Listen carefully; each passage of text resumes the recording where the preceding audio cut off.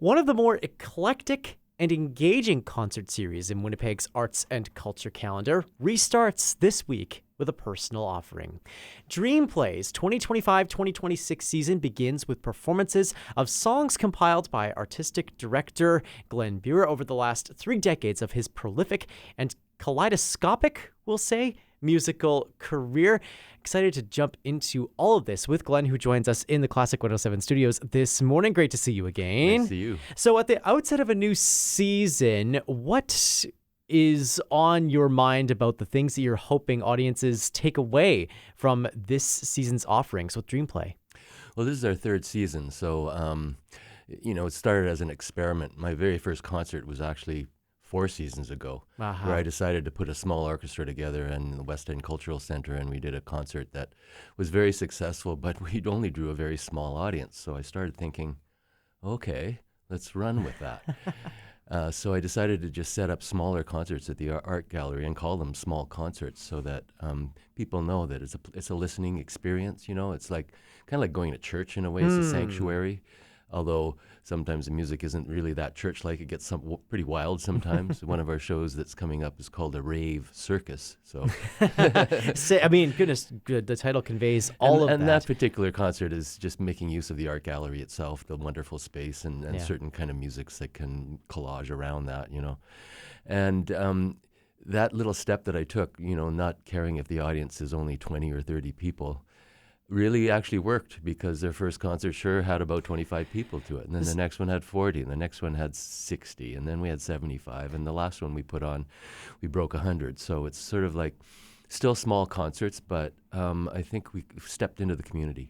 It's really interesting to be able to posture yourselves as a concert series that way, to say that, for all of your musical experience over the years, all of the involvements you've had with concerts in the hundreds for the audience, or even the thousands for the audience, that now this has, maybe 30, 40, 50, 60 people, and that's okay. What does that do for you artistically to know kind of what that, like to know that audience, and to know kind of what you are, to know what you're getting into before you get there? And there's maybe less, ambition's maybe the wrong word, but it's not like you're necessarily out, it sounds like, in the same way to create something that has some big generating factor to it. What's that like to create in that atmosphere? Well, it's there's a lot of questions there.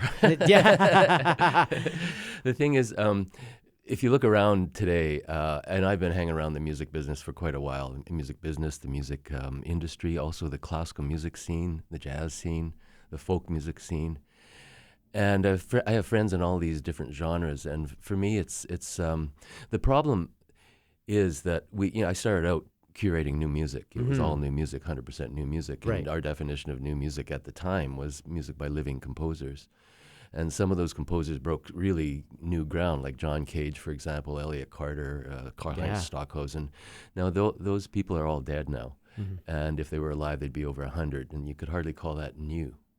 So the problem I found that as soon as you, as a composer, as soon as you write a note, it's old, it's written, it's already, So the only way something can be perfectly new is when you're improvising. Right. And even then, you're living off memories all the time, So I've always felt that new music and old music really are the same thing. It's just the living imagination is what creates the new music. And at some point, that was a living thing that people who reinterpret older work just dive into that same imagination. So I felt that the division in the music really wasn't about the style. It was really about class. Meaning, if you're people in the upper class generally tend to be trained in classical music, which is generally old Europe and old upper class Europe. We don't think that way so much here, because we don't have as severe a class system as there was in 18th century Europe. But we certainly have the dregs of it. And so parents who take their kids and put them into classical music education, they're really hoping that they'll have a solid education, for one thing. And if they move into the profession, they have a safety zone. And that safety zone is all the people that listens to classical music.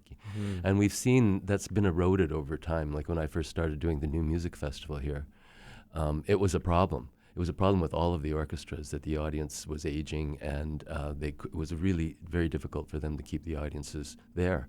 And so, 35 years later, it's still a problem, but it looks like it's just a mild problem. The audiences are still there. The poor management that have to deal with this, it's just about impossible to keep a 100-person orchestra going, and paying them properly, and making sure your 2,000-seat concert hall is full. So I just decided everyone's looking out now. Everyone wants to reach Japan and Asia and Russia, because you can on the internet. And so I see the whole music world as being just drowning in content that's going out, always going out. So I decided to just go the other way, just come in. This is my community. This is where I grew up. Sure. People know me here from when I was working with the symphony. And now I have a vision that is kind of leveling off the class cultures, because we do all of the genres. And we don't make any separation of class. And we also have a ticket price that's flexible. If you can afford to give us $50, give us $50. If you can only afford $5, give us $5.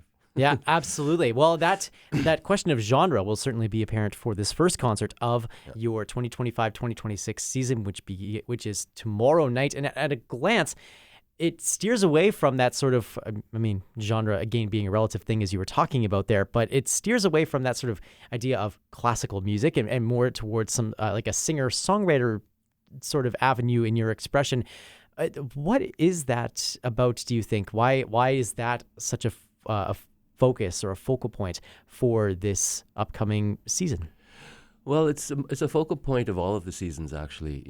It's all been kind of multi-genre. Not every concert goes multi-genre, but we usually try to stretch. Last season, for example, we gave a concert of jazz music, and it was all the music of Duke Ellington and Thelonious Monk.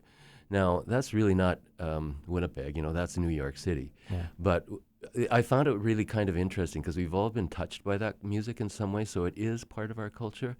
And what we decided to do is just bring in some literature, jazz literature, that was written in and around the aesthetic of the music. What jazz is a moving music. It's urban. It's always on the go. So Sure. we intercut with some writings of some literature from jazz, and the audience really woke up for that. Like, rather than just playing the music, which they've heard on the radio a lot, and we bring it into a context. So it's curated. We do this in an art gallery.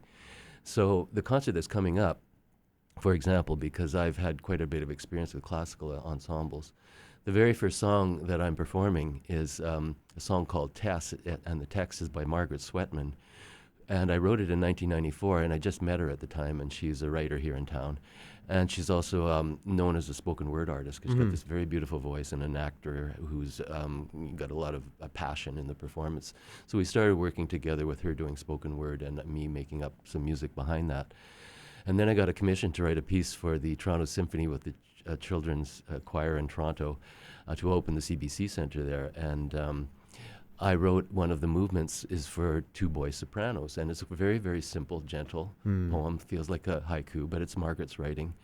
And I asked her shortly after the premiere to sing it in one of the shows that I had. And there we had a group called Broken Songs, And so that was the very first song that we sang and that I'm singing this week. It was actually written for the Toronto Symphony with the children's chorus. Wow. And yet, so I'm just doing it with my guitar and my bass player, and we're just performing the song, And so as we go through the various songs, then Margaret wrote some more text for me, and she became a good singer. So some of the songs that I wrote for her, I'm also singing, the ones that a man can sing and not just not a woman. That I don't do those songs. And then I started writing lyrics for myself. I started my own bands, and over the years I've had a few bands, and we've recorded them in various contexts. So what I'm doing in our concert this week is kind of collecting them. I call it my songbook, so I can have them all recorded and make a video film archive of all of these songs. So it's my sort of archive as a composer of songs who also performs them. Yes. That relationship that you talked about there with Margaret Sweatman, but also the relationship that you have with other poets and wordsmiths over the years. I think about Scott Nolan here in the city, for example, someone like Duncan McCready. These are relationships that you've cultivated over a number of years, very personal relationships, and they then match the personal relationships that the audience feels when they attend a DreamPlay concert and in its structure. Does that does that poetry, I mean, you sort of answered this question with the way that you talked about your piece with the Toronto Symphony, but do you think that those kind of words lend themselves more naturally one way or the other towards something smaller like this versus something that can, open a music center? That's a very good question. Well, songs are small. That's what I like about songs, and if you think about what songs are through the centuries, and or through your own personal life, like if you're 50 years old, what are the songs you heard from the time you were born? There are all of these small things that catch your memory. They land in your memory, and of course, the popular music industry makes use of that by creating these earworms that once you hear it once or twice, you can't get it out of your mind, and then you start. It becomes what they call the soundtrack of your life, and you go buy the record, right? So the whole commercial industry is based on that. Yeah. But this goes back to the Renaissance, or even before that. Songs are there in every single culture, and they define the culture. Ireland, for example, has a very, very strong culture of songs. People sit down in the pub and they know the songs, and they start singing, and they'll grab the instruments and start playing along. And, in that way, they were able to preserve their culture, even though they were being repressed for much of their history, but never lost the culture. And they did it with songs, because they're small and they're simple. So it's art kind of helping life along as we move through our social and political crises and all that. Yeah. So I think being aware of this is kind of important in times like this. We're living in really kind of turbulent times, and it's time for protest songs. It's time for songs of love. It's time for songs of laughter, and it's time to come together through music. Maybe that more intimate sort of nature of these kinds of concerts and your music is exactly the balm that we're looking for in times that has that have this sort of gravitas to them. We're in the arts, and what can we do? What is our function? And our function is to look deeply at what we have to offer, which is this great literature that we can bring up anytime we want. Right. And what new can we bring forward kind of built on that literature.